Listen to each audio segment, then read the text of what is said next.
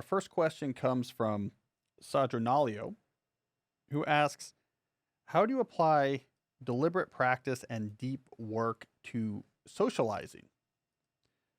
He goes on to elaborate, I'm currently a young architect working for a recognized construction firm. Although I enjoy my job and I'm good at it, I have plans to start my own firm in the near future. I have some clients now, and I currently work some hours outside my main job. The biggest constraint that I have is that my network is very small. I have very few contacts, friends, or potential clients, and this isolation is aggravated by my Asperger's syndrome. How would you apply deep work and deliberate practice to learn to socialize, create networks, and clients? All right, it's a good question. I think networking / social life are two good topics that are related to cover. I just want to do a quick wording tweak here. So you say the phrase, how do I apply deep work to learning to socialize, create networks, and clients? Let's be very specific about how we actually use the term deep work. All deep work means is that you're doing something in the absence of context switching. So you're giving something your full attention, trying to do it at a high cognitive level. So probably the right word here you also gave is deliberate practice. Maybe that's better. That's a verb. Deep work is a type of work without distraction, with concentration. Deliberate practice is what you're really talking about here, is how do I systematically improve? That's the verb that's relevant here. How do I systematically improve at this?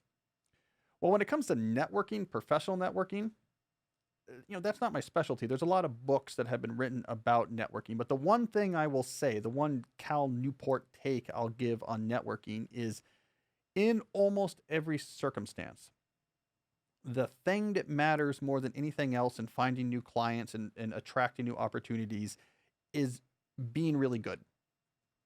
And in a lot of fields, there's a lot of people with a lot of different personalities, some of whom are not very sociable at all, that you wouldn't really want to spend much time around, but they do what they do really well. Everything opens up from that. You become so good you can't be ignored. Clients find you because they've seen the work you did. You get referred because you're so good. That snowballs on itself. I actually talk about this in my book, How to Become a High School Superstar. It's known as the Matthew effect. So as you start doing things that are good, more good things follows. The whole thing snowballs. So those who have get more. That's the paraphrase of the Matthew effect. It definitely happens in the professional circumstance. So I don't want you necessarily worrying too much that you're not a glad-handing, at the golf club, shaking hands, slapping people on the back type socializer. It's probably not necessary for what you need to do. What's necessary for what you want to do is to crush the work. It's fantastic, incredibly high quality. You keep pushing your skills. Good things will follow from that. So I just want to take some burden off of you. Another related question you didn't ask, but a lot of people do.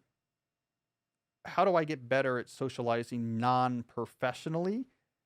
And there, my advice typically is, do not approach your non-professional socializing with the same systematic fervor that we often approach professional issues on this show. It shows through.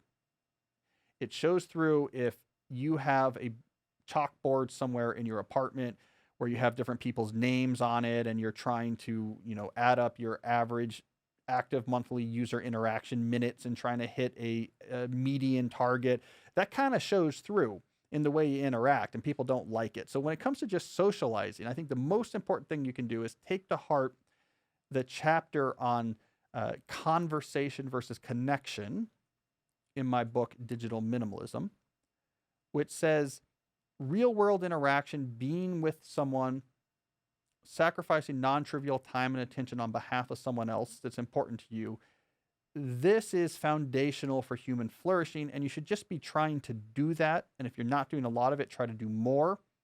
It's like exercise, it's like eating healthy. It's almost like oxygen. So just have a general appreciation of real sacrifice requiring interaction and time spent with other people. It's something you just feel you want to do and you feel uncomfortable when you don't. Everything else will work itself out. So that's how I would handle the personal side.